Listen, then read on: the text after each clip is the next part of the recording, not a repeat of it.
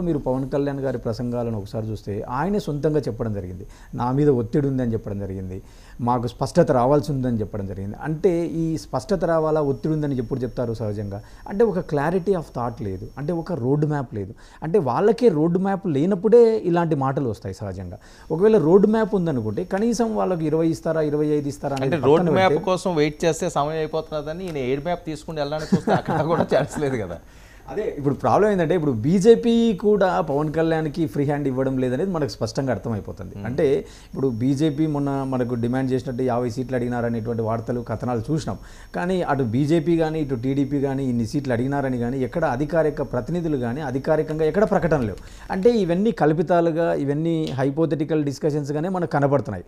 అంటే నేనేమంటానంటే ఖచ్చితంగా అధికార పార్టీతో పోల్చుకుంటే ప్రధాన ప్రతిపక్షమైనటువంటి టీడీపీ కావచ్చు, జనసేన కావచ్చు, బీజేపీ కావచ్చు ఖచ్చితంగా కొంత తడబాడుతున్నారు, కొంత వెనుకబడి ఉన్నారు వాళ్ళ వ్యూహాలలో అనేది మనకు స్పష్టంగా కనపడుతుంది.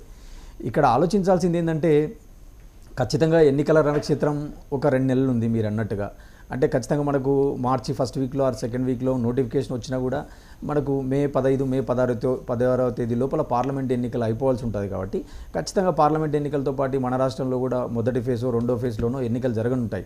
ఆ క్రమంలో ఒక సైడ్ అధికార వైసీపీ పార్టీ 63 మంది ఎమ్మెల్యేలను ప్రకటించడం, దాదాపుగా 16 మంది ఎంపీ అభ్యర్థులను ప్రకటించడం, వాళ్ళకు కావాల్సిన ప్లేస్లలో మార్చుకోవడం, ఇలాంటి వ్యూహాలతో వాళ్ళు ముందుంటే ఈరోజు వీళ్ళు అభ్యర్థులను ప్రకటించడానికి కానీ ఎవరు ఎక్కడ పోటీ చేయాలనేటువంటి విషయాల్లో ఇంకా స్పష్టత కొరబడిందంటే ఖచ్చితంగా వీళ్ళలో ఎక్కడో ఇంకా క్లారిటీ లేదు. అంటే ఇది ఒక వ్యూహం అనుకోవడానికి లేదా?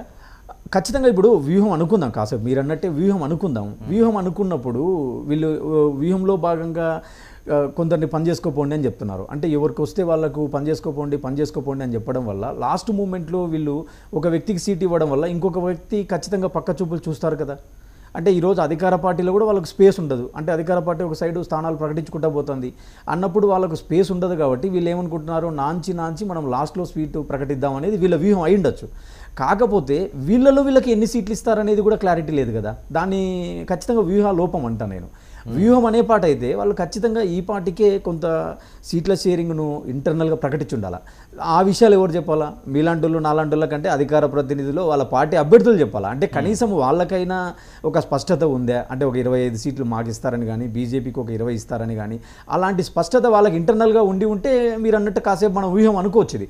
అంటే లాస్ట్ మూమెంట్ వరకు ఆపుదాము, ఇప్పుడే ప్రకటిస్తే కొందరు పక్క చూపులు చూస్తారు కాబట్టి ఆ రోజు మళ్ళీ మనకు ఉండేటువంటి కొంత ఓట్ బ్యాంక్ స్ప్లిట్ అవుతుంది అనేటువంటి వ్యూహం ఉండదు. ఇప్పుడు జగన్ హౌస్ఫుల్ బోర్డు పెట్టిన తర్వాత వీళ్ళు స్టార్ట్ చేస్తారా? ఎస్, ఎగ్జాక్ట్లీ అదే విధంగా మీరు అన్నట్టు వ్యూహం అనుకుంటే జగన్మోహన్ రెడ్డి ప్రకటించిన తర్వాత వీళ్ళకి స్పేస్ ఉండదు.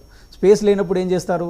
ప్రకటించిన వాడు సచ్చినట్టు ఉంటాడు, ప్రకటించని వాడు ఏం చేస్తాడు? ఇంక ఇప్పుడు బయటకు ఏం చేస్తాము, ఇంకా ఉండేదేదో ఈ 2 నెలలు యాదవ దాంట్లో పట్టుకొని లాగుదాము, మనం కింద స్థాయిలో 4 ఏళ్ళు ఖర్చు పెట్టుకున్నాము, కార్యకర్తల్లో ఉన్నాము, లాస్ట్ మూమెంట్లో పోయి మనం గోదావరి ఏదో అంటారు కదా సామెత, కుక్కతోక పట్టుకొని గోదావరి ఇదినట్టు మనం ఇప్పుడు మళ్ళీ పక్కకు పోయి మళ్ళీ ఫైట్ చేయడం ఎందుకు, సెకండ్ గ్రేడ్ లీడర్గా ఉండడం ఎందుకు, ఉండే పార్టీలోనే ఉంటాము అనేటువంటి కోణం కూడా ఉంటుంది అక్కడ.